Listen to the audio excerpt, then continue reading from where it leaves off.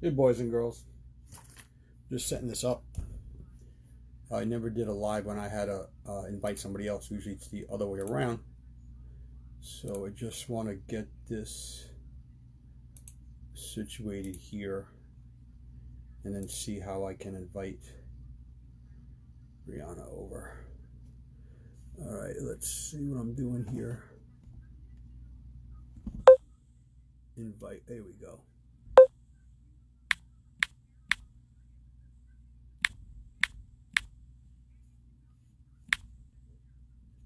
No, it's not. Oh, there we go. All right, this should be. What's up, Joe?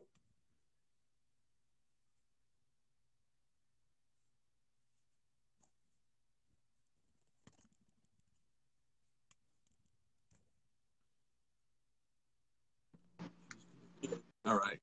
You see me, right? I got you.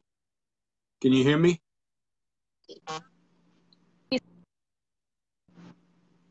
Yeah. All right. Perfect. Okay. All right, 1 second. Now, you probably do this on your phone or on your computer. Yeah, it didn't pop up on my computer. I don't know. We All right, can. on the phone, yeah, on the phone, what you'll see is if you ever want to get rid of these things, you swipe those to the right. Those like people talking if it gets in your way. But I see. I'll be looking at that once in a while for questions. You know, we're going to be going through some questions and answers or stuff we're doing on our own, and you're going to see questions flying by. So we don't always have to respond to that, but I'll kind of keep a couple of notes. But I just basically want to introduce you to everybody. Basically, you focus in eating psychology, right? And Yep. it's interesting because on your website, you were certified by the Institute for the Psychology of Eating, which I think is the coolest thing I've ever heard of, because Yes. I'm actually certified by Fruity Pebbles. So I mean, to have someone like that, it was really cool. I was like, wow, someone like that actually Sponsored. exists, you know. But I read through the whole website, and obviously, I've been following you online for a long time and just watching all the stuff you post and all the science. So, it's not some so people think it's not some kooky stuff. You're really doing everything based on science, how Yep. food interacts with people, mental state, behavior. I mean, it's a full A to Z type of thing that very impressed me. And one of the reasons why I want to have you on because whenever I talk to people in keto groups talking about what do you want to talk about, what topics, what's this, they always talk about a couple of things. They always talk about how do I incorporate carbs or how can I stop binging all the time. It's Yeah. such a huge thing. So I know there's eating disorders all over the spectrum, but I find it more in keto than anywhere else. Maybe because keto is a last resort for these people. You know? Yeah, that's what I'm thinking is that people reach the point where they're looking for anything, right? Yeah. So not that keto is what you need to stop the binging, but it just seems that you've tried everything else. And for some people like me, and I've seen you write about this, I don't know what moderation is. I have to completely Yep. eliminate something, or I do the other. I can't have a little bit. I can't do that. It doesn't work for me, and I know it doesn't work for a lot of people. So if you want to just, like I said, give us a little bit of your background. I just try throwing it out there. Really, what kind of you do and help people on a daily basis, and then we're going to talk about certain things and questions and answers and how to avoid this, how to avoid that, what type of therapy we think works best. Yeah. Um, so my work combines mind, body, and clinical nutrition science. It's more of a holistic related like Mm-hmm. nutrition strategy. Yeah. It integrates like behavioral science with food and nutrition. Right. I don't see people's like eating challenges as a Right. sign that something is wrong with them, Right. but it's a place where we can like explore. It's like the starting point. Mm-hmm. Um, so if someone's binging, like there's a deeper underlying issue there, right? It's Right. not it's not just the food. Like people focus in on the food, and I mean that's why they find themselves in these diets, right? Is because they think it's all the food's issue and not like an Right. underlying mental or behavioral or outlook. Mm-hmm. Um, yeah, we most people's challenges like stem from work, money, relationships, and we use food to comfort ourselves. Like some people use drugs or alcohol, but most people in America use food because it's Oh yeah, socially acceptable, absolutely, right? Like absolutely. everyone eats, so it's not Yeah. bad to overeat usually until you get Hmm. super overweight, right? There you go. There you go. Yeah, I realized that it's funny. I was never really diagnosed with any sort of eating disorder. I was always someone who went for treatment for decades for OCD, which my doctors always knew. I also had this issue with, eating all the time, but they never really said, you have this. They just knew it was part of it. And I remember we tried all different types of drugs, all different combinations. I mean, everything you could think of. And at one point we settled on Prozac. And it was funny because I said, I heard about these rumors about Prozac and what it might do. And, if you gain weight. And he said, well, here's the thing. He goes, some people do gain weight on Prozac, but the Prozac makes them not care about it. I said, but I don't want to not care. You're like, I don't want that.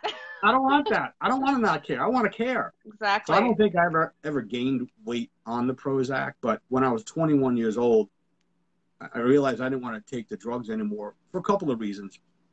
I found that behavior really is key because the drugs are not going to be there forever. And if they are, they're going to have side effects forever too. Exactly. I was going to a regular psychiatrist or whatever you want to call the guy, and we just did practice stuff. We would do all these different things. And, he knew about the binging and the eating, and he would always say, like, take notes and what's making you do it. And, how good do you feel when you're eating? And then how quickly do you feel like crap again? So why do you keep doing that? So when I was 21, I went to my other doctor. The guy gave me all the drugs. And I always asked him, why do you constantly take blood work? I don't understand this. He says, for two reasons: to make sure your levels are where I need them, and also because your liver enzymes get very high on these drugs. I said, what? You're like, great. Uh, they were like hundreds high. So I said, Doc, I think I'm done. I want to come off. So I slowly weaned off, even after I was in a double-blind placebo-controlled study for Luvox, which is now Luvox. But I had to back out because after a month, I had to come off my Prozac. And I was still about 17 or 16, and I wasn't ready yet. So when I came off the Prozac, I lost it. So I had to back out. I might have been on the Luvox. I might have been on a sugar pill. Nobody knows. So I backed Yeah. out of the I just couldn't do it. But, my whole life, when I was younger, I'd get up in a weekend. I'd get up at 6 o'clock, go to the bathroom, have a bunch of waffles, go to bed. I would do that 3 more times until I really woke up. Eating late at night was always my problem. I'd wake up in the middle Yep. of the night. Like at And night, you can convince yourself it's okay. There's like something that goes on where yeah. everything turns rational while you're doing this, Yep. Your serotonin bottoms out. Same thing used to happen to me. Same exact thing. I would eat I was diagnosed with OCD as well when I was in my early 20s. But I did the same thing growing up. Like from the time I was 16, I would get up in the middle of the night, and I did it all the way until I was 30. So like it's the serotonin bottoming out in the middle of the night. And so you can rationalize it a little more. It's interesting. It's wild. You literally come up with reasons why, and it made sense at that time. But and for that 7 or 8 seconds, you felt great, and then you just felt like crap. And then it's that starvation exercise cycle. So then you go into the gym to try to make up for it, and then you feel like crap because you feel bloated, so you don't even want to go to the gym. But then when you do, you're in a constant state of breaking even. So and now with the fasting and where I see it become dangerous. I wish I knew about the fasting back then, not just as a starvation method, but just because I wouldn't have to do so much cardio. Right. But I see now people end up just using it as their cleanup, and they say detox, but it's anorexia 2.0. They'll binge and say, I can always starve for 2 days. Yeah, but what happens after the starvation? Then you binge again, and then again. So you have to get rid of this power that you think I can always just clean it up with a binge, with the fast. You can, but you really can't. You're causing problems because your body always knows I have a way out, but it's never out because you're always at the same even at the end of the week. It's an underlying belief that you have to break. Yeah, because it gets in a cycle, and then the more you do it and the longer you do it, the more you reinforce it. And so then it's really hard to break once you've established that habit. What I've been Of doing keto. binging and then starving. Yeah, I've been doing keto forever, but the fasting I added in about 5 years ago, and it was interesting. I liked it, and after a while, I started realizing, wow, this can. For a while, it was making things worse for me. I was like, holy shoot! In the beginning, it was helping, and then it's making worse because, especially if you only do one meal a day, you know you have a lot of calories you can eat, and you start eating and eating, and you're like, oh, I can have some more. And before you know it, you're like, man, I went over my limit in that one damn meal. So you figure, all right, Yep. tomorrow I I'm can going to do do that it again. too. Yeah, tomorrow I'm going to do it again. I'm going to skip all meals, then I'm going to eat at dinner. Then you do it again. I find that if I keep it to 2 meals, that doesn't happen to me. Yep. I can eat rational at 12 and eat rational at 5. But sometimes, and I like doing one meal a day on vacation especially, but if I do too many one meals a day, sometimes I get a lot out of control. And then I go, oh, I'll do it again Yeah. tomorrow. But if I just go back to eating, this is why I tell all my friends and my clients, don't do something drastic. Just go back to normal. Just go back to normal the next day. Forget it happened, because you're going to Yep. do something drastic. I It's agree. not going to work. And then you're going to binge again. So, well, what do I do? Start Monday? No, start the next meal. Just stop. And that's what I Yep. find. So if I eat like crap tonight, instead of starving myself until dinner tomorrow, I'm just going to eat normal at 12 and eat normal at 5. So I find these long fasts are starting to get people back into their binging, where in the beginning it was Yep. helping them. So that's why I'm really not a fan of these long fasts, because I know why they're doing it. I'm not stupid, you know. So I mean, they Yeah. just, Yeah. Yeah. and they'll admit it. They'll admit it once you make them come clean. They're like, yeah, you know, I was eating like crap for 2 weeks. Oh, all right, but starving yourself is like, I mean, how much are you doing a contest? I mean, how much time do you need? Just eat normal, Yeah. you know, for a couple of days. So that's why with this Work on your fasting, habits. Yeah. yeah, It's working on the habits, the daily yeah. habits, that is going to make the big Um, difference. with with see, I think you're big on behavior, potentially foods, but do you also get into where you're okay with all aspects, you know, drugs, or you kind of have them stay away from stuff like that? Um, no, I'm okay with, I like Wellbutrin paired with low-dose naltrexone. Mm-hmm. I mean, if you're obese, then you can get a prescription for Contrave, Mm-hmm. which is those two medications paired together. What it Right. does is it regulates our dopaminergic system and our Okay. opiate system. So Okay. some people are genetically wired up to have a bigger response to food. Like they get more pleasure, and that's why we have obese people, and that's why we have like super skinny people. They just don't Yeah. get the Yeah. pleasure that I was Yeah. wired up to be obese. Like that's just Yeah. how I am. Yeah. Yeah. I get a lot of pleasure from food. Um, so I think that those two medications work really well. I don't think Mhm. everyone needs them, but um, if you've been suffering for 15, 20 years with Yeah. something and you've been working on your behavior for half the time or whatever, and it's Mhm. still not going anywhere, this could be like the push you need to work Yeah. on the behavior even deeper.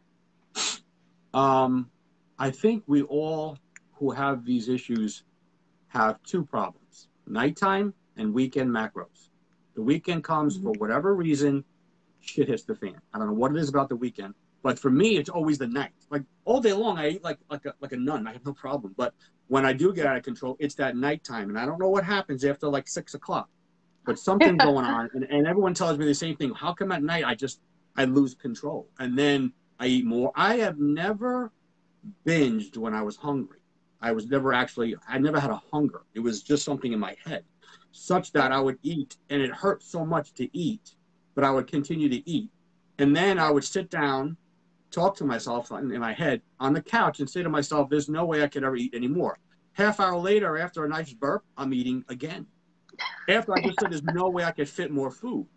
At one Yep. time, I never forget, I was chatting with Jeremy. It was like 2 years ago, and I had to sleep on the recliner because I couldn't lay on my back.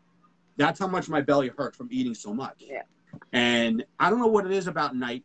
Maybe you can tell me, but it's something to do with the night and obviously the weekend. I think the weekend is because you're out of your 9 to 5 groove, but that nighttime, that 6 o'clock comes, and all of a sudden the cravings, you know. And Yeah. I never really figured out what it is. Yeah, so the weekend thing is just a belief thing. If you work Monday through Friday, usually, or if you have kids, that's the same thing. They go to school Monday through Friday, so even if you don't work, you have that, and you're out of your routine. So it's the Mm-hmm. belief that you're out of your routine. So I work 7 days a week, and I work for myself, so my hours are all over the place, right? Yeah. So I just have problems with at night because I don't have that weekend freedom like belief in my brain. Right.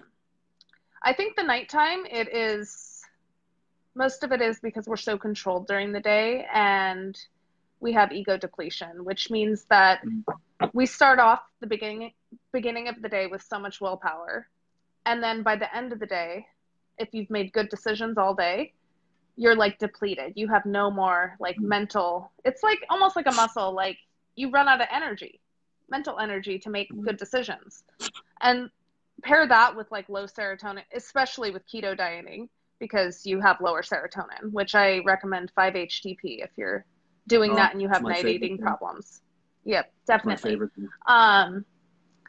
But I think it's just a pair of the low serotonin with the ego depletion for the nighttime eating. Yeah, yeah. I've been taking the 5-HTP probably since the 90s when I started doing keto and when Lyle McDonald started to come around. This is when he was much different. He was a hungry little grasshopper for information. He was great. We were in a low-carb group together. And we used to buy from, I don't even know what brand, but we would take about 50 to 100 milligrams of 5-HTP. First it was tryptophan, then people said, no, this 5-HTP is even better. Okay, whatever. It's way better. Maybe not. So I always took like 50 to 100 milligrams before a meal and then at night. Now I take a little bit more. I take maybe 200 milligrams at night before bed, but I like to take 50 milligrams before a meal. And I think that has a lot to do with the fact that I needed Prozac, my serotonin issues with OCD. Yep. So, and depleting the serotonin with low carbs. I mean, this low carb is good, but it does some stuff that if you don't address it, you're going to make it worse. Yeah. You know? So I know that. I know what it does to me. And that 5-HTP is a godsend, an absolute godsend. I take 400 to 600 milligrams. And that's also because, I mean, I read genetic reports too. So I have polymorphisms in like all my serotonin receptors. So it makes sense. And so I try not to eat keto, but I'm so like active that I end up being keto most of the time anyways, even with eating carbs. So I have to take it. And then I have OCD as well, obviously, because I think the serotonin receptors, I have the polymorphisms that are there. And so, I mean, you could go up to 600 milligrams easy if you have those issues. Yeah. I noticed the only reason why I chose keto, God, when I first started doing it, you know, bodybuilders do basically keto the last couple of weeks of a show anyway. It's basically the same thing. It's but with no carbs or fat. But when I started doing Atkins in the early 90s, and you know, obviously when the water weight comes off so quickly, it's water, but it's weight, and it keeps you going, motivated, keeps you on the diet. So right away, momentum. This is magical, but does it? You know, it's what keeps you going. So I always like that, and I find out a lot of my clients, a lot of my friends, they stick with it because they see the water coming out. And I always tell them, listen, you lost 7 pounds this week, 8. In about 3 weeks, you're losing 1.5 pounds a week. Don't panic. Trust me. And that's kind of what happens after they lose the initial 25 pounds if they're big. Why I like keto is because, like I said, I can't do the moderation. If I can eat a little carbs, I just eat too many. So I know I just can't have any. Now, I don't really think that's a great idea for the majority of people. You know, you can't just, you know, restrict yourself forever because one day you're going to blow up and eat everything. But certain people like me, if I don't restrict myself, like I love restriction, but if I don't do it, then I'll mess everything up. So that's why for me and people like me, I recommend it. But I never recommend keto to anybody unless they say to me, listen, I want help with it. I've never actually said, oh, you should do keto. No, I just say, hey, just drop the carbs, you do some more exercise, healthy fats. But I only do it when they ask for it, you know, because I don't know their behavior, you know. Well, and another thing too, a lot of women, we have leptin insensitivity with our estrogen. So if we go too low carb, then and keto for too long and restrict, then we have, well, you know, we don't get satiated when our leptin's low. You know that. But women have more of an issue with that than men because of estrogen.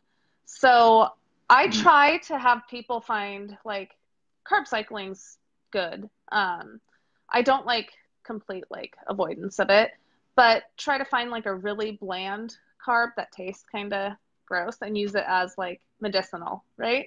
And not nothing like that tastes good if you have issues with that binging and stuff. Like beans, plain beans, What? no salt, no nothing. Like that's usually pretty safe, but Well, that's really what I've been doing pretty much forever. The first few rounds of Atkins was just strict Atkins, but Atkins was like 2 weeks, and then there was the induction, and then you start adding carbs back in. I said, why would I add carbs back in when I'm losing weight so well? Assuming the carb restriction is why I was losing the weight, but to me it made sense. So I was like, why would I add anything back in? I just dropped it out. I'm losing weight. So I didn't like that whole thing because now I'm adding carbs in, and when you're allowed to add a little, you add too much, Yep. So I do the same thing. Yeah. So I would say, why would I add more in? But then I started seeing the anabolic diet, CKD, Body Opus. I knew Dan Duchesne before he wrote his book. And I said, wow, this is a whole next level. Yeah, we used to do it obscenely. And even today, sometimes I will do it obscenely, like a couple of boxes of shit cereal.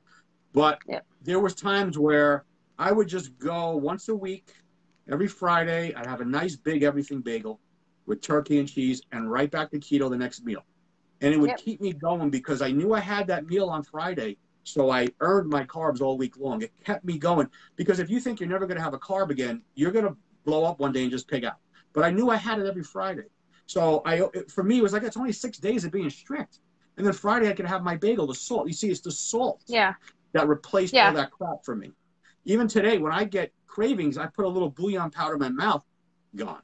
Absolutely gone. Yep. So I used to do that. Then when I got lean enough where I could handle the full-blown insane carbs, then I was doing that, and I would do it very well.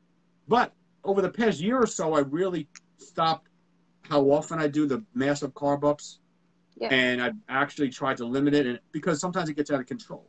But then this past year, I said to myself, I really have to do something where I have to just jump in and say, you know what, I'm going to go in with the lions and see if I could fight them. And I started doing my carb ups again.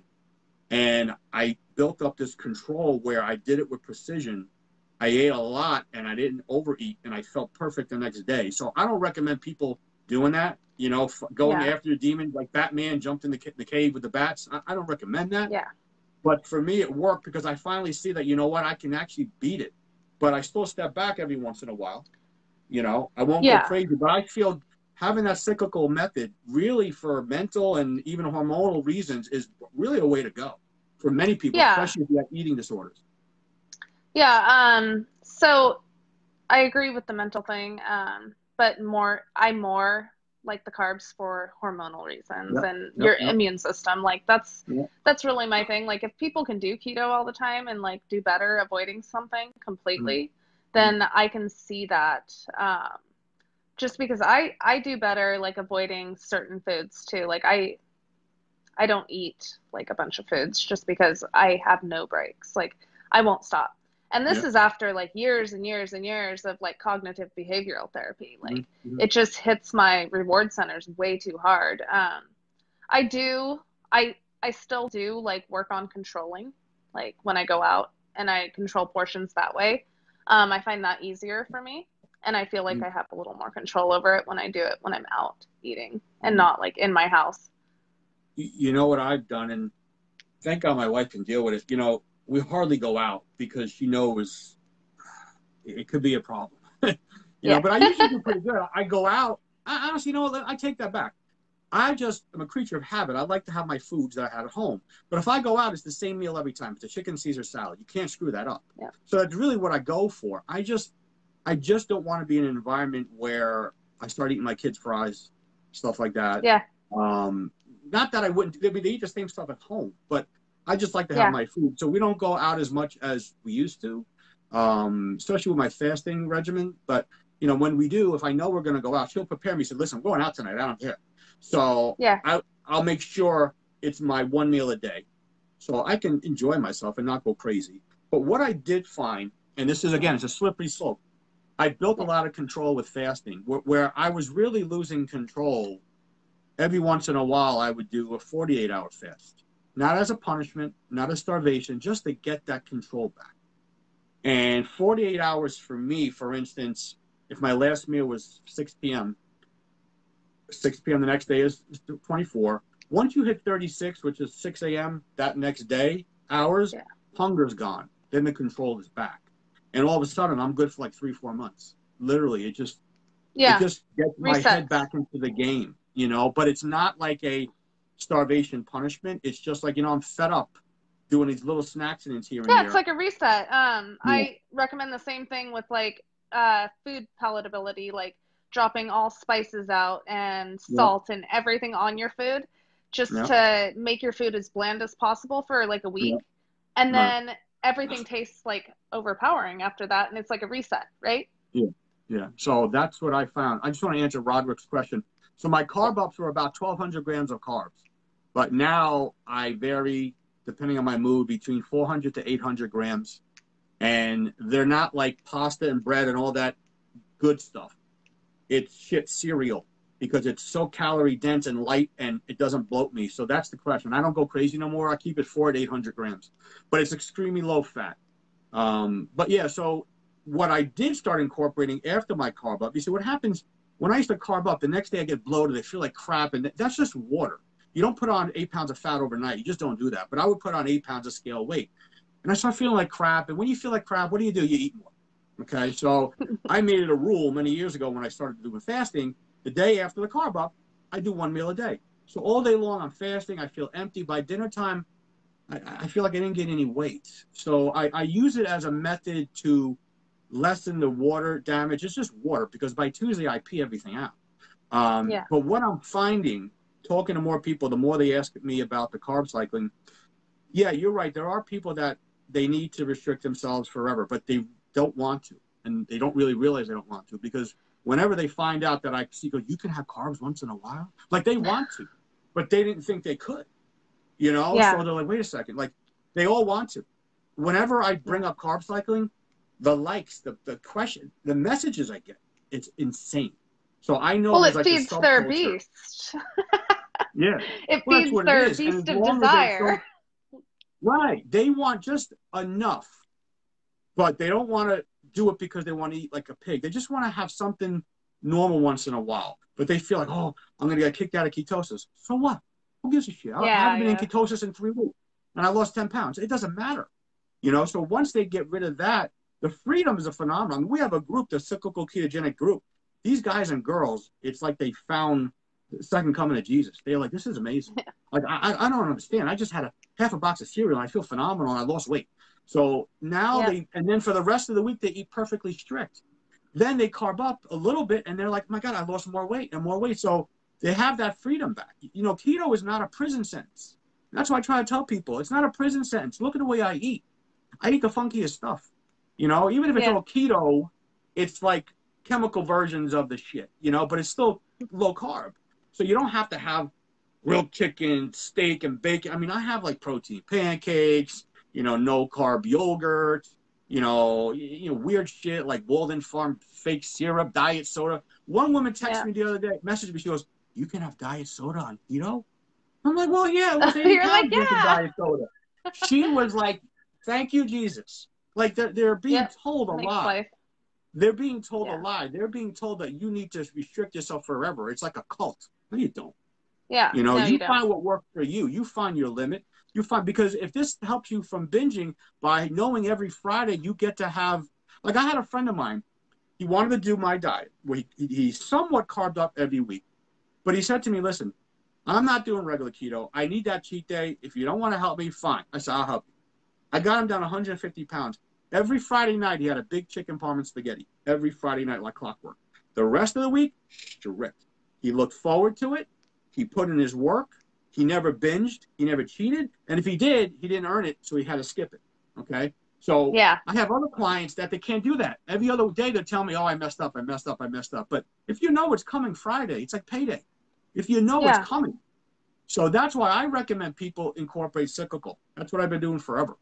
You know, I'm at the point where even when I'm carbing up, my blood ketones are still there. I'm never out. You know, and once you get rid of this fear, like, oh my God, I'm going to pull this weight back on. No, you're not. And if it is, it's water. Like, you don't gain 8 pounds of fat overnight. It's not possible. It's just not possible. No. So even though I'm the keto guy, I'm the cyclical guy. I think you should find what works for you, incorporate it here and there, and have these little rewards. Because, you know, a bodybuilding show is usually a reward for somebody. Those guys and girls put on 25 pounds that week after the show. They binge all night long. But if you have your reward every Friday or every other Friday, is what I do now. I carb up every other Friday. You can't wait for that day to come. And you put in the effort, and you know if you screw it up, you don't get your carbs. So the restriction that these poor people have, it's like when they see my pictures on Instagram, they're like, you can have that? I don't know you can eat that. I'm like, well, yeah, why not? If it works You for can you. have, I think a good mindset that a lot of people get stuck in is they think they can't have something. Mm-hmm. They need to shift that to realizing they have a choice to have whatever they want. They just Right. won't get the results that they want. They're making the choice to eat it, and Right. they are making the choice to get the results that they're having. Like, Right. that's Right. a lot of people say they can't have something, and that just makes you feel resentful and restricted, and you want to Yeah. act out like a little toddler. Like, that's how our Yeah. mind works.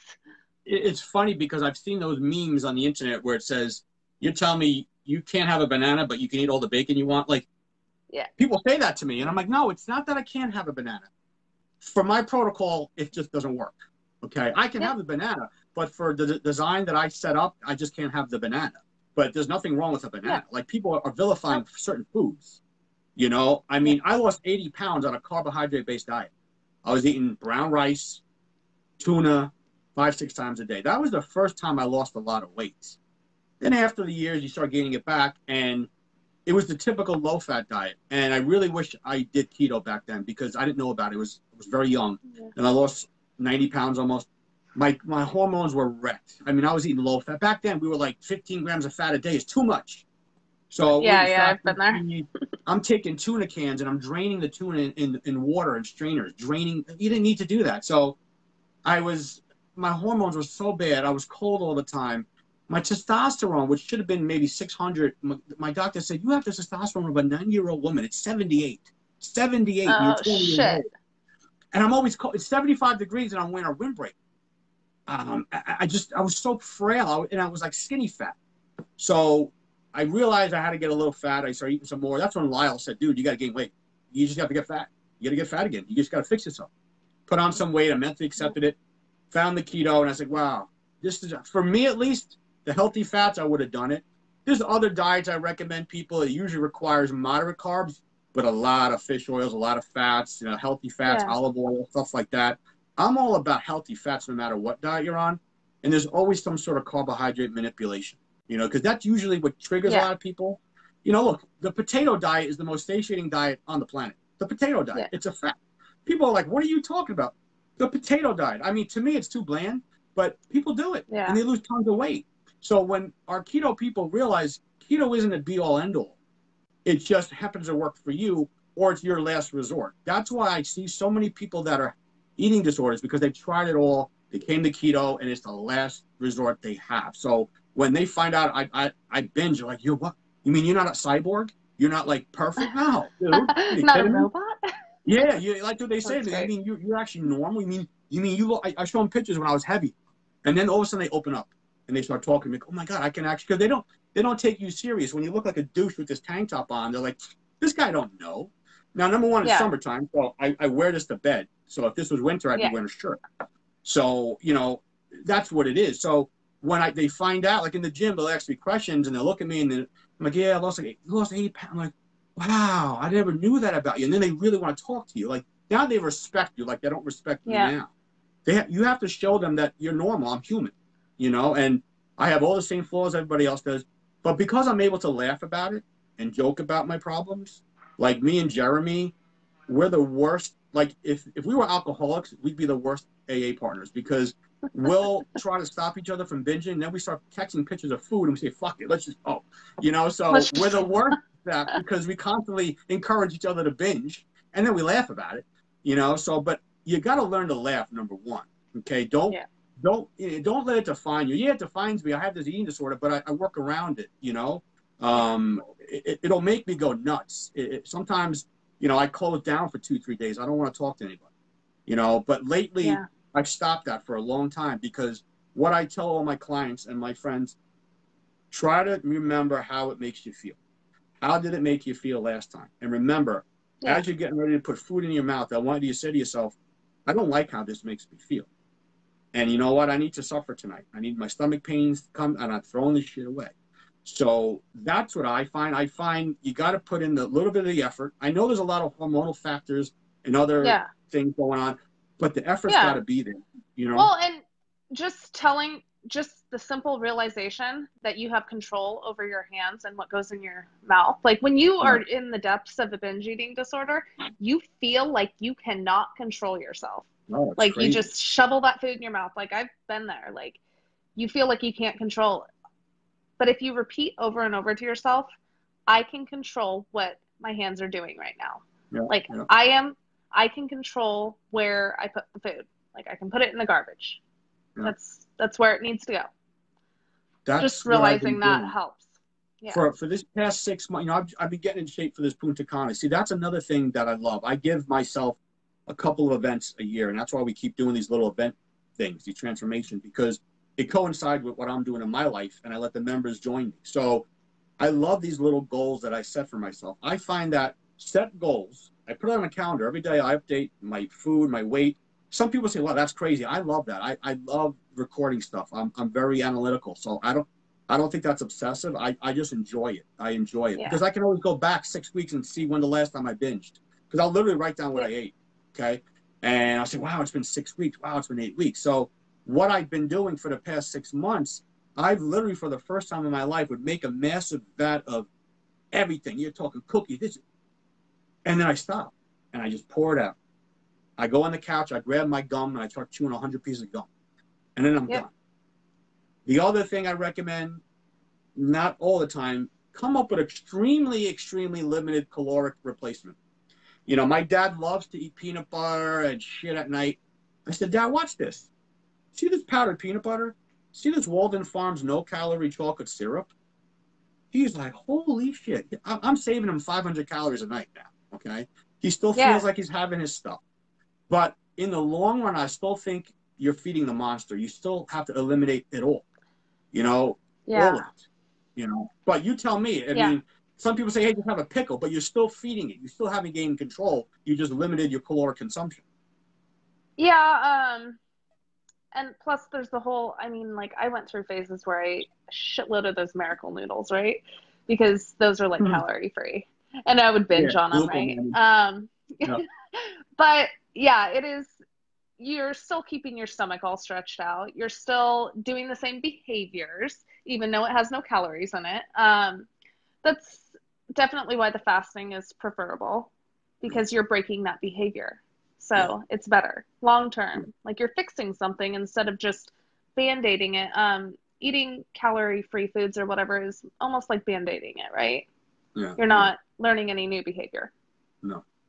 So that's why, yes, it does help because you're not gaining the weight, but it's still what I've seen, at least in my experience, it still and I read a study on this. It doesn't satisfy you enough, like the real sugar. Yeah. So sometimes you start eating all that fake stuff, and then you say, fuck it. You put it aside, and you get the real stuff. So that fake stuff triggered you to eat the real stuff. So it works both ways. Like diet soda is my vice. It keeps me, but sometimes it makes me want more, and then I crave crap. So it depends on how it's working for that individual. So diet soda, it's very individual. For me, helps. But for some people, it makes it worse, so they have to completely avoid it.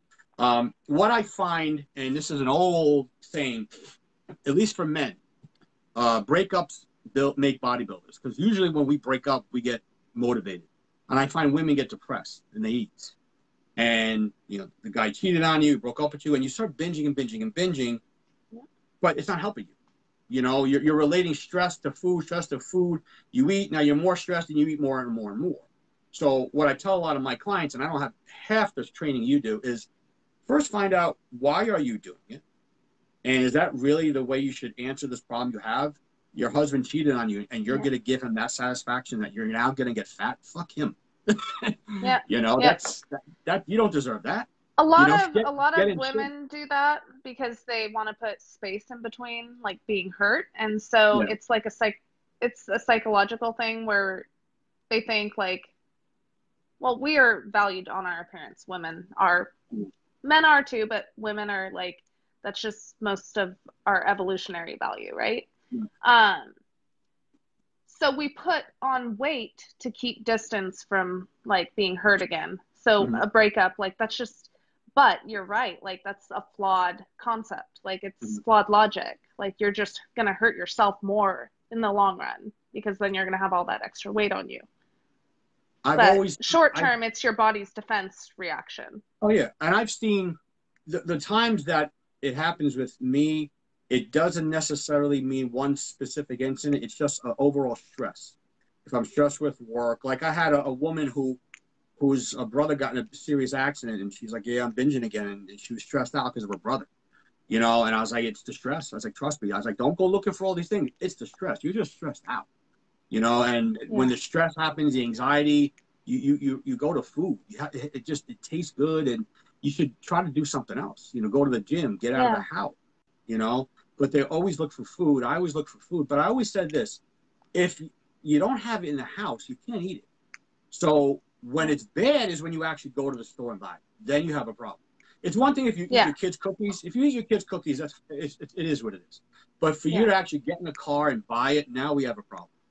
Yeah. And that's when you really got to say, whoa, wait a second. Like, there's only been a handful of times in my life that I actually went to the store and bought it. It was always in the house already. And Yep. Me as a too. binger, you come up with the craziest concoctions. My parents would keep all the good stuff in their room and lock it up. I'd wake up in the middle of the night and I would toast white bread and put jelly on it. It didn't matter what it was, just something. And now I'm loving jelly on white bread. It was really gross, but I couldn't find anything else in the house. Yep. So that's what you start doing. Then you start eating those cookies your grandmother baked that you never want to eat. So you Yeah. got those. The things that are sitting in the corner for like 8 months. But that's what I find, that the stress is always the trigger. It's always that stress. Yeah. You got to de-stress. Even with supplements like ashwagandha, I can't even pronounce it, stuff Yeah. like that. Just That works great. stuff to relax you. Take your The mind holy off. basil. Yeah. Yeah, I go to the gym. The gym is my like. In real estate, we lose hundreds of thousands of dollars all the time. Oh, another deal fell through. So that's always happening in my business. So I get stressed if I lose another deal. I lost 50 grand. So, but when I go to the gym for those 2 hours, I almost don't remember it even happened. So that's why I tell people I go to the gym all the time, not because I'm a meathead. It's because that to me is $20 a month of therapy for every day I go. Yep. Sometimes I don't even work out like a beast. I just want to be there. I just want to be Yeah. there. I bullshit with the people. We have a good time. Because if I'm not, then I'm thinking about my problems. I Yeah. get a lot of work. Yeah. I get a lot of Well, work done at the gym. Believe it or not, I'm on the phone on the treadmill. I'm doing work, so I'm productive. But yeah. find an activity, even if it's like you call your friend up, let's go shopping. I don't care. But the activity Yeah. should be the food, Something because the else. food is your problem, right? Yeah. And if it's not food, usually people use drugs or alcohol or something like Yeah, smoking. yeah.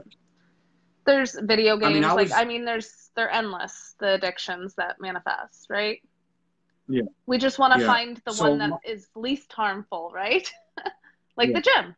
my yeah, absolutely. My biggest thing is, if the fasting can help you and you're not starving yourself to the extreme, what I mean is going more than a day, then I recommend you stick with it. It's really been a godsend for me.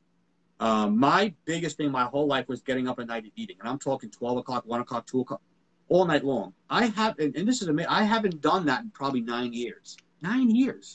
I have not gotten up. I don't know what stopped it, but eventually it stopped. The other binging throughout the night, during the day, that's another story. But it's been 9 years where I couldn't even think about doing that. Like when I used to tell my Yeah. friends I'd be eating half a box of Vienna fingers in milk with a spoon at 2 in the morning. They're like, "Well, who does that?" I'm Why like, are "Me." you doing that? Yeah. Yeah, I know. I my did it dad too. taught me that. We would crunch up Nutter Butters in milk, and you eat it with a spoon. I'm like, "Oh, this is great," But I Sounds haven't done that amazing. in 8 or 9 years, and that's the best thing for me. But the regular binging is there from time to time. It's less often. The fasting helps. But what I tell everybody is, try to fight it one night. Just try once. Even if you only ate half and threw it away, that's Yeah. half the battle. It's half the battle. Yep. You got to fight it, because it's going to be hard. It's not easy. It has to be a Yes. little hard. Yeah. And a lot of people, they have a problem with throwing away food. Oh yeah. Something to realize, and like a thought reframe is, if it's either going on your ass or it's going in the trash, it's your Okay. choice. Like, it's your choice. You're not losing anything by throwing it away, except weight, right? I usually do that once a year, and I take a picture and I put it on Instagram. My weaknesses are nut butters, and they have all these different flavors, and I got at least 80 of them in the house. And lately I've been okay, but once in a while, like last year, I took a big box, threw them in the box. I took a picture. I said, these things don't work for my goals, and I poured them in the garbage. Oh, what a feeling. They're not in the house anymore. Yep. Like, they're not there. So when I'm looking for them, I'm like, oh, they're not there. You know, a couple of the regular ones are there, but the birthday cake and the cinnamon apple bullshit, they're all gone. But, you know, people send me these free things, and I literally put 40 of them in a box, threw in the garbage, and, like, it was weird. Like, it was like women when they burn their bra, the freedom. Like, I had all this freedom. I was like, oh, that's pretty cool. You know, you throw it. If it doesn't work for your goals, get it out of the house. And if that means your husband, you can kick his ass out too. You know? Yeah, so I've seen quite a few questions on here about it doesn't work if you have kids. Okay, so I raise kids. They're grown now. I homeschooled them. We didn't have that type of food in the house. Like, that was a no. Like, I took them out. Like, I didn't deprive them. I took them out. They ate the food. When we were out, they could eat it when they were with friends at school. Like, they had no rules, like, on what they could eat, because I think that gives kids disorders, right? When you micromanage their food. But it didn't make mom the happiest mom. So we didn't have it in the house. So everyone's life was improved. You can say no. Like, women think they cannot say no, like, to what comes in their house. You can. Like, no, I see pictures on, you know, the internet. I see my clients. I see what they feed their kids, and it's like, you know, when I was younger, it was a little different. Yeah, we ate crap, but I don't think I had a sugar cereal until I was like 10 years old. You know, we basically had Special K and Crispix, you know, and, you know, you had your cookies here and there, but we had ice cream every Wednesday, and that was it. Not every day. You know, Wednesdays we'd have ice cream. So it was different back then. Now it's just, but my kids are good. I mean, there's one thing that we've done from day one that I'm so happy about. You know, growing up, I was born in the 70s, growing up in the 80s, and we were little kids, even as babies, we'd have a bottle of juice in the bed with a big crib all night long. We drink juice. My kids drink water 90% of the time, and they don't know anything better. Yeah. You know, they don't know. They don't know. Yeah. So it's like North Korea. You deprive them of. They don't know what else is out there. You know. Yeah, so that's how my kids were too. Yeah, they drink, but they still have their chocolate milk. But I've got it to the point where I only allow it if it's the one I like. So I buy this very high refined, low carb, high protein chocolate milk, whatever. It's organic bullshit. So, and they have some juice here and there, but they're not like I was growing up. Even though I wasn't access to a lot of junk, we always drank juice, soda, juice. Yeah. You know, they drink water just by default. Thank God, because we have it all. That's all they drink. But they do have their juice when they want it. You know, they have their yogurts. They have their shit food once in a while. But, you know, it's just not a staple. Yeah, but the problem is I see how these parents, I can't say no to my kid. Well, that's your fault because you never did. But you're the parent, and you can say whatever you want. You know, you're not going to insult them. You're not going to trigger them because, you know, there's times where I wish someone said no to me, you know, growing up, but it didn't they happen. Want that. They don't want a friend. They want a parent. Yeah, and that's the thing. And you don't want to raise unhealthy little kids who become unhealthy adults. I mean, 70% of this planet's obese, and that's or this country. You know, so yeah, it's hard. You have to teach them young. They can't have everything they want. Look, my kids, like, we have tons of Oreos, but they'll have 2 or 3, and that's it. Yeah. Unlike me, I have the whole box, but they're all over my house. So if you say you can't use with kids, you have to see the shit I have in my house.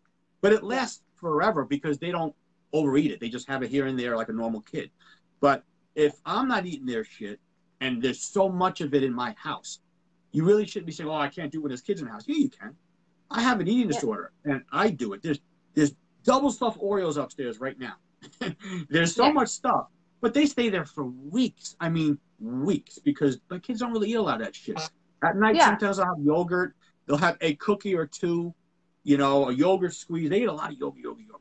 But, you know, you have all that shit in the house, but no one's forcing you to eat it. And that's why you have to prep your food. If your food is already finished in the fridge, it's a lot easier than you to make some shit and heat it up in the microwave. I always have food ready to go, so I don't have to worry about eating junk. You know, so a little discipline. It's that decision fatigue. Like if you have to go through all the effort of making a food, like at the end of the day, you're going to pick the easier one every time. Oh yeah. Oh yeah. Like that's just how it is. So having it prepped like takes that decision out. If you're going to have those foods in your house, then you have to have stuff like prepped for easy grab. And like I said, you got the kids. Look, I watch my kids eat normal food every day, normal food, and I eat my stuff. I can do it, you know, and it's every day, you know. It's just that you have to stop using it as an excuse. You know, there's a woman in my gym that, and I see people, oh, I don't have time to go to the gym. Oh, my back hurts. This woman, I think she's got to be in her 40s. She's a little overweight. She must have a degenerative disease, something, because she's in a walker, but she's not old. She's in a walker with the tennis ball. She walks to each machine. She works out, gets back in her walker, goes to the next one. She doesn't bitch and moan. She doesn't say, oh, it hurts. She's there every single day. I pat her on the shoulder. I never said a word. Every time I see her, I pat her, and I give it a thumbs up because I respect that. But then I see people in the group bitching, oh, I don't feel good. Oh, my leg hurts. Oh, I bumped my toe. Oh, my prostate hurt. I mean, come on. Stop it. This woman can barely move. And she goes to the gym every day because she knows she needs to. So I don't have any sympathy for people that say, my wife used to get up at 4:30 in the morning so she could be back in time for me to go and then for the kids to get on the bus. So if you really want it, you'll do it. Oh, I want to come home and relax on the couch. Well, then you don't want it that bad. I mean, there's times I say to myself, I don't want it that bad. That's why I fucked up this week. Because I don't want it that bad. There's so many hours in the day. I knew a girl, a client of mine, that she worked 2 jobs, night school, and was working out at 3 a.m. in the morning when she came home at one of these gyms. She did it. So I'm just so tired of hearing the excuses. The excuses is what got you there in the first place, and it's what's keeping you. Once you gain control over your own self, it changes everything. It changes your food habits, your relationships, and everything. But it's just a matter of control and behavior, and that's why, like I said from the get-go, if you need drugs to help you with your eating disorder, that's fine. But really focus on the behavior, because maybe someday, like me, you just say, I'm done with the drugs, doc, you know, and just those are only a short-term solution anyways.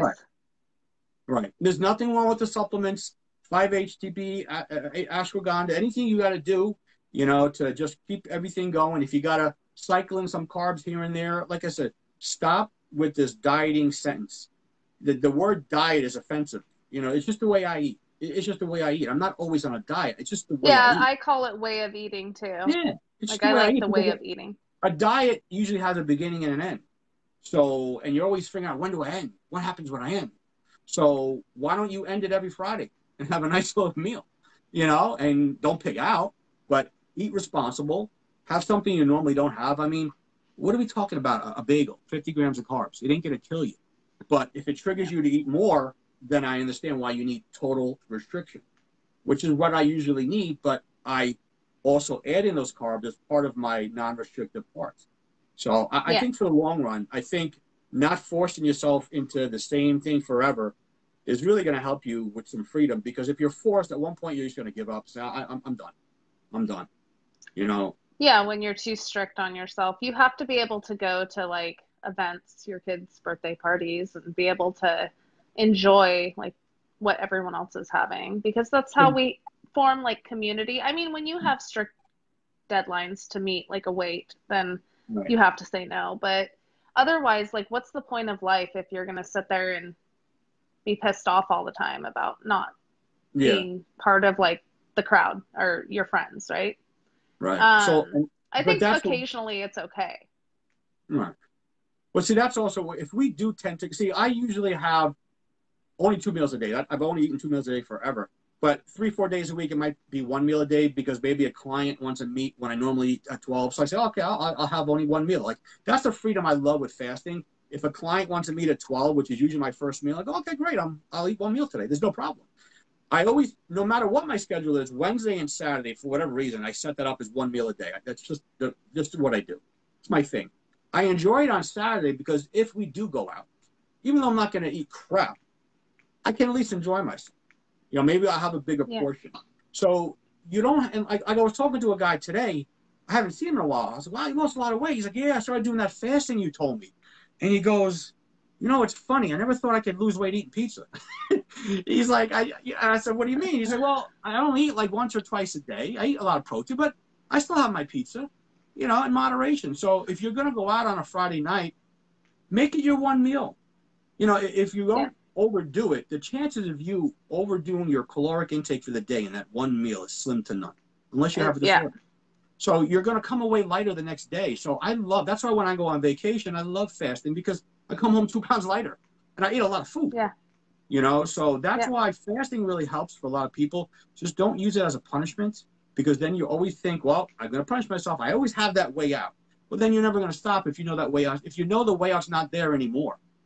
It's like that Batman movie. When Batman was trying to climb out of that cave, he told the guy, I'm not afraid of dying. He goes, well, then take off the rope. Take off the safety harness, tough guy. He goes, oh, yeah. All right. And then he tried doing Maybe it I am. Safety harness. So you got to remove that safety harness. You can't keep saying, oh, I have a way out. No, you don't. Stop doing that. If you know you're not going to starve yourself away, because I guarantee, I see it all the time. You binge, and then you say, all right, I'm going to clean myself up. You do 48 hours, you feel great. Then you eat again, and you start binging again. And then you do another 48 hours, and it just never ends. And it's a cycle. It's a vicious, sick circle. So just stop the long fasting. Eat once or twice a day. I find out that 2 meals is perfect for me. 1 meal can get risky, because you end up doing a little too much. If you can control yourself, great. But 2 meals is great, because I know I have my limits. I can only do so much. But when you're eating 1 meal a day, you see, I can eat whatever I want, but it doesn't work like that. I think the only other and that thing, also supports like the binge mentality too. If you think you can eat whatever you want, that whole thought process is not the right thought process. Now, even when I go to like friends' birthday parties, and they all know I don't eat the cake, but there's a once in a while, and they laugh at me. I've never eaten the cake. I never eat it. Even for my own birthday, I don't eat it. It doesn't come near me. I don't like it. If it happens to fall on my carb day, I'll take a sliver, and they look at me like, why even waste a fork on that? Like, they laugh at me. I'm like, it's probably 7 calories, but just to say I had a piece, and then I'm done. And they laugh. How do you do that? So I was doing that for years. I would have a sliver, and I would feel satisfied. All of but 20 calories, and you had your cake. But now I don't have to ever. If it happens to fall on my carb day, it's another story. Or if it happens to fall on the day on my calendar where when me and Jeremy went to Punta Cana, we specifically said, bro, we've been dieting for 3 months. We're going to eat. It's what we're going to do. And honestly, I only did that for 2 nights. The rest of the week, I ate clean. But I told myself that's why we're going. That's why we put in so much work. So there's nothing wrong with having a little piece, unless you get triggered and it turns into a big snack accident. Then don't do it. Just don't do it. Then I wouldn't even go there. If that's happening too many times, I would just practice going and not eating it. I mean, usually you can find something to eat anywhere, right? As far as like healthy. So I mean, look, or something that fits. When you go out to eat, there's always a chicken Caesar salad available. I don't care where you are. And that fits anybody's diet. I don't care what diet you're on. You can't say, no, I can't have chicken Caesar salad. There's no such diet unless you're a vegan. You can't have that. So that's my universal food when I go out to eat. I love it. I mean, I just, to me, it's like, I just really like that. I bring my own dressing sometimes. I don't eat the croutons, but either that or you go to the diner, you have an omelet. They make anything you want. You can't. Oh, I can't go out to eat. Really? So there's nothing. I've never had a problem finding a food like on a menu. No, ever. I mean, look, diners and they make modifications too. Like all you have to do is ask. Oh, please, especially now. And now with the calories, so you really want to know. They show you the calories on a lot of these big chains like Chili's and all that shit, which I don't like to see because I see the salad. I was like, 1,800 I know. calories? What the hell's on the salad? Like, no way. Yeah. So why don't you, as we get ready to wrap up, why don't you kind of tell everybody kind of what services you provide? So if they really need help above and beyond me just saying, man the fuck up, maybe they want to contact you and maybe they can work with you. Yeah. Well, I do coaching and one-on-one. I prefer to work with people for 6 weeks at least because it takes a while to undo some faulty beliefs and patterns. And I have to get to know someone. I don't follow any one diet. Like I'm not keto based or I find what works best for the person. Yeah. And I use like different methods and approaches. And that's what I do. All right. So, I mean, I put up the website. I'll do it again. I'm doing it right now so people see it. It's in the events. Because I read some of the stuff that you're doing. It's like, I'm like, wow, man, I should talk to her. It's really cool because, it's not like this voodoo crap. But speaking of voodoo, I'll No. just tell you a quick story.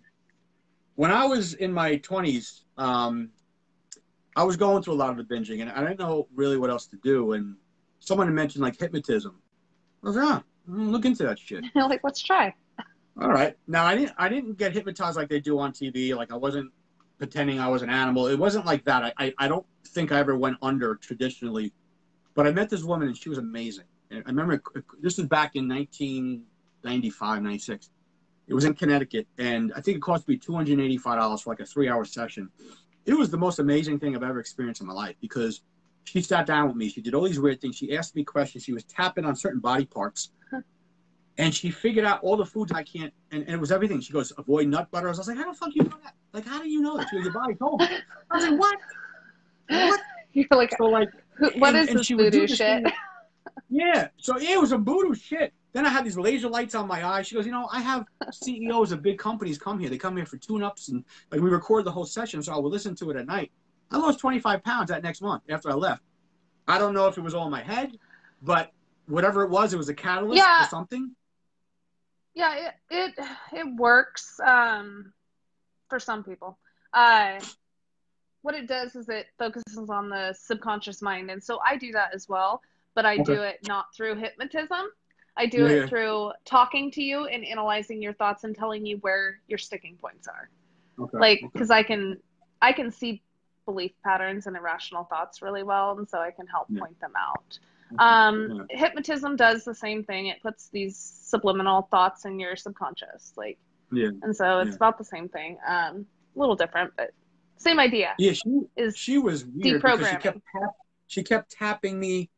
She'd put my arm out and she would make me say certain foods, and I said the trigger foods, and I couldn't hold my hand up. She pushed it down. I was like, what the?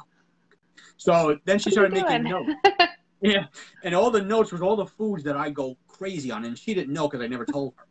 So whatever, but even if it was all nonsense and a placebo, for $285, I lost 25 pounds. So yeah, I'm all for placebos if they work, right? I call them brocebos. I love brocebos because I don't really care. 30% of everything. 30% of everything I take is brocebo, and I don't mind that at all because if it kickstarts you, if you think you're losing weight because of the sugar pill, even though it's bullshit, that, hey, it motivates you to go to the gym and you lose weight. So, yeah, I dropped the website. Anybody that is looking for a little extra because I don't know how much they can be helped by, like, people like me just saying, man up, toughen up. I mean, I think some people do need some real help because once you gain control, everything changes. Your life completely changes. You're not like stressed out no more, depressed. You get things done. You get more things done. You actually want to leave the house. Like I would never want to leave the house. I didn't want to leave the house when I was binging because I just didn't want to put my clothes on. God forbid I put my jeans on if they were too tight. Oh, forget about it. Forget about it. Yep. So I think if anybody really wants some help, they should definitely reach out to you and see what you can offer because, I can only do so much for free, and even for the people that pay me, I don't have your training. I have life experience. I can tell you what works for me, but you can tell them what works for hundreds of people that you've been with. So I really think it's worth their while. But like I said, that's why I wanted to have you on tonight. It's one of the most popular topics people talk about with me in keto, in the group. Whenever it comes up, they just go crazy talking about it. Whenever we talk about carb cycling, they go crazy talking about it. There's like a subculture that wants their carbs, so that's why we had Facebook Lives on the carbs. They do this, another time we'll do something else. So there's always 3 things they want to talk about: how to grow on keto, how to eat carbs on keto, and eating disorders. Those are like those 3 things that there's not really much else. These are things that they don't realize that someone like me has all these problems. I just deal with it. I accept it. I know what it is. I have rheumatoid arthritis. It never goes away. It's always there, but I've managed it. I don't ever say, hey, I'm cured. I'm never cured. I've managed it such that I can function at a good level. I've managed the binging such that I can function. And I've gotten so good out of getting out of those situations that it doesn't stress me out as much anymore. But you have to put in that effort. You got to suffer a little bit. you know? Yeah, it took you years to learn how to manage it, though, correct? Yeah. So It what took I a do is I long, take like years off of that for people. yeah. Because I had no real formal training, and that's what I'm telling you that you can Yeah. offer these guys and girls. So, you know, like I said, if I wasn't where I'm at now, I'd be talking to you right now for some help. But I'm at a good spot, and Yeah. I know what I need to do. But a lot of these people, they you know, it's worth. Like I said, I paid $285 to lose 25 pounds. So whatever the cost is for them to change, it's worth its weight in gold. You know. Yeah. So I think we covered a pretty decent amount of stuff. Yeah. You know, I think Yeah, there was some questions on OCD that I saw popping up. yeah. A book that I'm going to recommend is called Go The ahead. Imp of the Mind. The Imp of the What's it called? Mind. The what? The Imp of the Mind. Imp, IMP. IMP, Yeah. Imp of the Mind. Okay, okay. Yep, that's a great book. Yeah. But You know, it's that's interesting with it. the OCD, and you know how OCD works. It's the reason for my failures, and it's the reason for my success. Successes. Yep. It's crazy. Me too. It's I don't yin want and to get yang. rid of it, but No, it's like I don't want to say this, but it's like conjoined twins. They know they need to be separated, but it's almost like they don't really want to, you know, but they yeah. do. But without my OCD, I would never be at the success I have in business or physique development. I wouldn't have it. And at the same time, I wouldn't have all the hell that comes with it, you know? Yes. So it's kind of like that yin and that yang. Everything. It's, you know, when Spider-Man says, this is my curse to bear, or whatever the hell he says at the end of the movie, I mean, it's true. It's my superpower, but it's also my kryptonite, you know? And yeah, I it's a honestly, double edge. I would never, I probably would never give it up, because then I would just be mediocre. And I don't want to be in the middle. I want to be above, and certain times I'm way below, but I can't accept mediocrity. So that's why I'm so anal with certain things. You know, I don't have the best physique in the world. And a lot of the reason why is because of the binging. You know, it was hard for me to ever try to step on stage for a competition, because as the show arrived, so did my control problems, and I would binge myself out of the diet. So I would be in much different shape if I never had these problems. You know, my friends don't have binge eating disorders. They do a 12-week cut. It's 12 weeks. I need 4 months, because I have to account for the screw-ups. I know they're coming, and I have to account. They're like robots. They know 12 weeks to the day they're going to be shredded. And I said, I wish I had that, but I know I'm going to binge at least 5 or 6 times. And I need 4 months to do it. So that's why when you diet, give yourself longer. If you got a beach event coming up, make sure you got a couple of months under your belt, because if you're really that insecure like me and want to look good on the beach, don't think it's going to happen flawlessly. There's always a speed bump. So give yourself extra time to drop the weights. And that's what I told my clients. You have to account for the binges. They're going to be there. And if they're not, then you basically hit pay dirt. You know, you hit utopia. So the OCD, it is my superpower, but it's my kryptonite. But honestly, and I hate to say this, I almost would never give it up, because then I don't know what type of discipline I would have. You know? Yeah. I don't know. Yeah, I love mine too. I don't want to get rid of it. The only time that I think it's an issue is when it's impairing your life to the level like that you won't leave your house, or that's true. Then that's true. then I think, but I don't think mine will ever go away all the way. It's just how I'm wired up, and it's how we it's all goes back to like polymorphisms in our brain. I don't clear catecholamines well, and I'm sure you don't either. And that's why you're like that. But what we do is we learn how to manage it so it doesn't hurt us too. Yeah. Like as bad as like we minimize damage. That's what we do. Yeah. I've seen I have very high-end clients, successful CEOs. They all have OCD, clinical OCD. Yep. You know, and it's amazing what it does for their success, because like me, I'm a Scorpio, which you can believe in that or not. It's like an all or nothing. You know, I'm either extreme to one end, I'm dieting and eating like freaking chicken and water, or I'm eating shit that's just how I am. Yep. But with the OCD, it's, you know, you get so addicted to doing something. Like my parents were always worried about me in college and high school that I was going to be a slacker. I wouldn't work. Then I got into real estate and I worked too much. I was up to 3 o'clock at night doing work on the computer. I just was so motivated, you know? So same thing with physique, you know, and it's hard. If a lot of the heavy guys and girls, they don't see the results like I see it. So it doesn't motivate them as much. So that's really what you want to do. You want to get to the point where it starts to motivate you. and you start walking around like this, and every gym session is enjoyable. Every gym session when I binge is not enjoyable. And there's been only 5 times in the past year I skipped the gym because I felt like shit, and I couldn't go to the gym. I don't want to feel the T-shirt against my stomach, so I literally skipped the gym because of a binge, and I don't want to feel that way. So that's the only time I missed the gym is because of a binge, you know. And you're basically having me miss something that I love, you know. So that's why I now say to myself, I don't like the way it makes me feel, so that's why I hardly ever do it. And when I do it, it's a minimal version.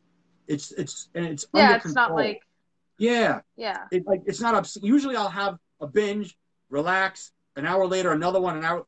Now it's just like one mini one, and then I'm done, and then I wake up, I'm all right. Mine are like definitely like mini compared to like 15 years ago. I would never want to go back to those kind of binges. Like that is such a mind game. Like, I mean, it's so hard on the psyche. And the physical mess you make. I mean, it's you eat like a madman because you don't know what else to get, and you want to get it in before you get full, and then you're sweating, and then you're like just pissed off. You say, "Fuck it, I'll eat this one too." But the freedom of not even doing it and walking around feeling lighter and lighter. See, I get less stress the less food I have in my stomach. That's why when I'm fasting, I feel phenomenal. And a lot of my clients tell me the same thing. Oh, I feel wonderful. Yeah, because your belt is not pressing against your belly. It's very simple. Yeah. You know, it's not magic. It's not magic. Of course you feel great after not eating for 7 days. Your pants fell down. Who wouldn't feel good? But now you got to eat normal again, and that's not safe, you know? So I don't go longer than 48, and I only really do it once in a while to push a big deficit. That's all it is. It's not magic. Yeah. It's not special detox. I just do it to push a quick deficit, and it just makes me feel good. I get a lot of cognitive power. It's like nothing to do but think. And I get the most insane pumps in the gym because there's nothing in my system. So all the blood is rushing to my muscles. I've had personal bests in the gym on a 48-hour fast. But I don't recommend people always do it because it can get challenging if you don't want to lose muscle. I'm all about 170 pounds because I fast too much. If I wanted to gain weight, I wouldn't be fasting. That's retarded. You don't do that. But you can maintain the muscle. But I'm all of 170 pounds. I mean, most girls weigh more than me. So, it's just, I fast too much for me to grow at a serious rate. But I fast enough that I can maintain what I have. And the carb cycling will make me fluctuate 8 to 9 pounds. Okay. But, so I mean, I think all this is interrelated, the OCD, the binging and all this stuff, the serotonin.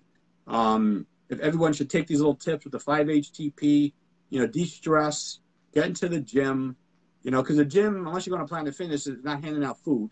And I go to Planet Fitness. No and pizza. They got pizza and all this other shit. But, just find something to replace that stress. If it's the gym, do it. If it's Amazon Prime, I saw a funny meme today. Someone said to the therapist, what helps you get away from this trigger? And she goes, add to cart. So that was on my page. There it is. I saw that. I flipped out. I said, that's me. I'm so like, it add to cart. minimizes damage. Yeah. So when I'm stressed out, I love to buy shit that I can't afford. I just add to cart. I don't know what it does. But go to the gym, go outside, go buy something you can't afford, whatever, because you're going to eat. You're going to feel worse. You can always return that item you bought, Yeah. Well, you have to find something to replace it. That's just how we're wired up. We're always going to self-comfort, so we need to pick something that isn't going to make us fat, right? Yeah. I'm 5'10".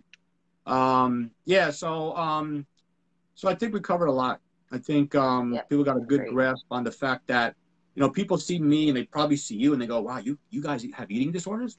Well, how do you look like you do? Well, because we also have this obsession with making sure we control ourselves and put in the work, And I think that a lot of it too is that we've been trying to figure this out for years. Like, I mean, I've been trying to figure it out for 20 years, right? You too, right? So I think that a lot of these people are at the beginning of their journeys. And so they look at us and they're like, well, they're going to get there too. Like if they just stick with it and they'll figure it out. A while. I mean, I've been binging, like I said, I've been eating at night since I was a teenager, and I only stopped 9 years ago. Me too. 9 years ago I stopped. And I mean middle of the night, like 1, 2 in the morning. And I've only, after 30-something years of binging, this past year, really got it at a level where it still happens, but not as often. And they're mini ones. And it's also because I have planned ones that come up. So I always know, hey, you know what? I got one coming tomorrow. Why fuck it up now? You know? So that's another thing. Give yourself a Give planned something reward. to look forward to. Yeah, give yourself a reward once a week, every other week. It doesn't have to be anything crazy. It could be something simple. You know, even if it's like a little slice of pizza, whatever, you know. But don't think keto is a prison sentence. It's not. Find what works for you that you can stick to the diet. I like being in ketosis because it keeps my energy levels normal, keeps my appetite at bay. So I don't like to come out too often, and neither should you. So if you want to maintain ketosis, find a carb limit that you can do that. Have your diet soda. Every once in a while, you can have some carbs if you need to. Come into the carb cycling group, learn what we do, because we have the most fun in there, and people are seeing a whole new world. Like, wow, I never knew I could do this and still lose weight. You know, because it's like I said, it's not a prison sentence. These poor people think, no, I can't drink diet soda. I'm not saying you got to drink gallons a day like I do, but you can have it once in a while. It's not going to kill you. You know, I mean, if it wasn't for Diet Mountain Dew, holy Jesus Christ, I'd probably murder someone by now. You know, so. But yeah, so I think we did good, and you should definitely reach out to Briana if you're looking for some sort of help, because, like I said, she knows what she's doing, and she's done this herself. She's gone through it herself. She's not someone who just reads a book and says, "Oh, I know how to fix you." Not only know I know how to fix you, I know it because I've done it myself. That's why people like to talk. I share a lot of that stuff too on my page too. A lot of personal experiences and stuff. Yeah. So, I mean, it's not like I'm just reading out of a book either. Yeah. And the name, also, you want to join her group. It's called Health Recalibrated, the Facebook group. So she's got a group, Health Recalibrated. She puts a lot of science in there, a lot of cool stuff, a lot of stuff we're talking about tonight. She's always posting up stuff that you see that I share. It's a lot of shit out there. It is great because she's an open book like me. I don't have a problem telling you that I eat like an animal once in a while. I binge. I got this problem. I got that problem. When someone takes a selfie of me or a picture, I want to make sure it looks good before they post it online. I mean, I got more problems. Yeah. You know, so let me see that picture before you post it. Hold on a second. You know, so we're humans. That's how it is. You know, I'm not gonna go on the beach if I don't look good. My shirt ain't coming off. Hell no. Hell no. That's me. You know, and it doesn't make you a bad person, but that's just me. That's my stress level. You know, I'm normal. I'm insecure like everybody else. I mean, for me to look like this, you got to be a little insecure. You know, I mean, everybody got a little bit, but I don't mind it. I love the fact that I'm insecure because it keeps me in check. Accept these things about you and embrace them. Don't make them hurt you, but don't be afraid to talk about them, because the more you talk about them, the more people you meet. Holy shit, he's just like me. Holy crap, he does the same thing I do. You know, and that's what, when I first told my doctors that I was doing these weird things when I was a kid, I thought I was unique. I thought I was a sick person. He goes, "Oh yeah, you have OCD." I'm like, "What?" "Oh yeah, tons of people have that." Yeah. So, what? I mean, he opened You're up like, I've never met anyone like me. Yeah. He's like, "Dude," he goes, "I'm going to have you sit down with a bunch of these guys in a big group." And I'm like, "But I thought I was one of a kind. I thought I was a freak." He goes, "No." He goes, it's normal." I'm like, I was blown away. I was like 15 years old. I was like, this guy just told me I'm normal. I thought I was a sick bastard. You know, it was weird. I said, "Doc, I do these weird things. I touch this 37 times. Then I do this. And then I think that." And he smiled. And he goes, "Yeah, same thing." And I'm like, "Ma, what is that? You ever hear this? Oh, what is that?" And before you know it, you start meeting people and oh, yeah, they all have it. Or some version of it. But I was super clinical. I was to the point where at one point I couldn't go to school anymore. I got to homeschool. It was pretty bad, you know, but I got myself out of it just by behavior. I said, I'm done with this bullshit. Like, I don't like the woe is me attitude. I won't give up. Yeah. So I said, "Ma, Dad, Docs, I'm done. That's it. 21, I'm done." And never went back to the Prozac. You know, and I feel good, you know, and now it's all about diet and health. And, you know, I still have it. It's still there. But like I said, don't make it depressed. Don't say, "Oh, I have this thing about me. I have this. I have that." Don't let it classify you and stop you from doing what you want to do. I have more problems. Yeah, don't label yourself. Yeah. I have more problems than a math book. I have so many problems. Just, you know, I deal with it. You work around it. You accept it. You laugh about it. Because if you're not going to laugh about it, you're going to cry about it. You don't want that. You know? Yeah. So, but yeah, join her group, Health Recalibrated. Reach out to her if you want any other additional help. And, you know, she's always popping in and out of the group. I mean, she's not keto, but she respects the whole whatever works for you kind of mentality. But just don't feel you need to restrict yourself forever. You can be keto forever, but don't think it's got to be a prison sentence. It's not. Look at the way I eat. People envy me. Like, man, I wish I could do what you do. You can. I have more fun. When I used to come off keto a little bit in the 90s, I used to miss it. I was like, shit, I got to get back on that diet. I used to love it. Yeah. You know, so. I miss my structure too when I come off. So that's why I finally said I'm never going to stop, because I love it. Like, I just like it a lot, you know? So I think we did pretty good here. I think we got a lot of stuff out there. I think we probably covered most of the stuff that people want to hear about. They know we're normal. They know we have the same problems they have. And I see a lot of people going, oh, yeah, that's me. We're all the same. Some people just have certain levels of experience and control, and that's kind of where we're at.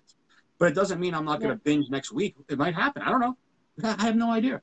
But I'm not going to worry about it. I'm just going to deal with it, and hopefully it won't be as bad, and maybe it won't be for a long time. So I think it's when you obsess over it, then it gets bad. So I think we're good for tonight. Right. Glad you joined. I think we got a lot set out there, and you know, one of these days we'll come up with something else. I'd love to do a thing with Alex, but then I would need a freaking thesaurus to understand what he's saying. But that's a whole nother day for another thing.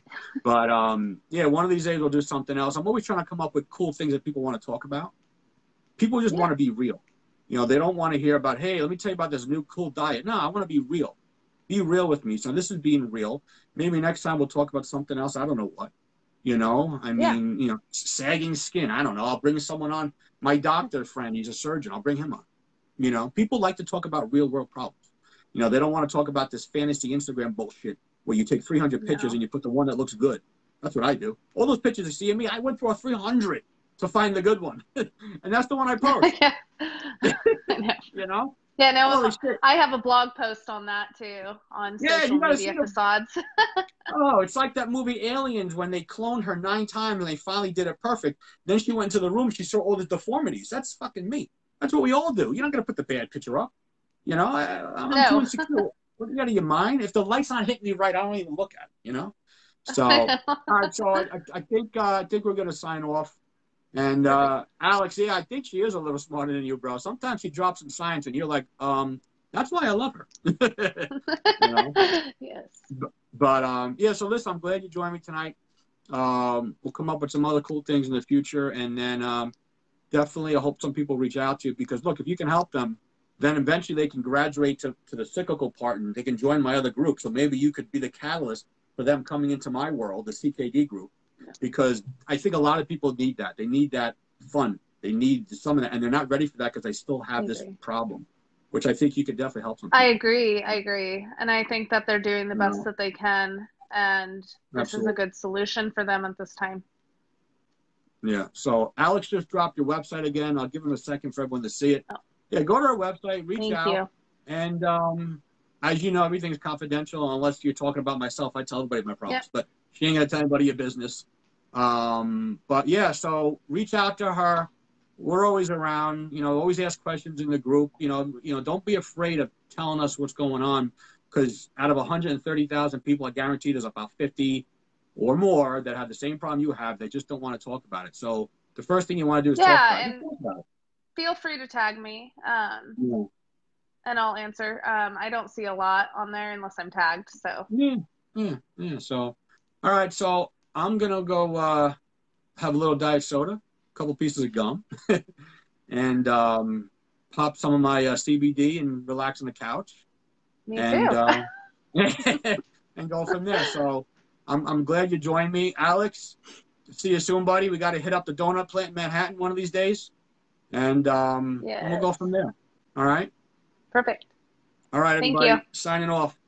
Talk to you soon. Okay, bye-bye.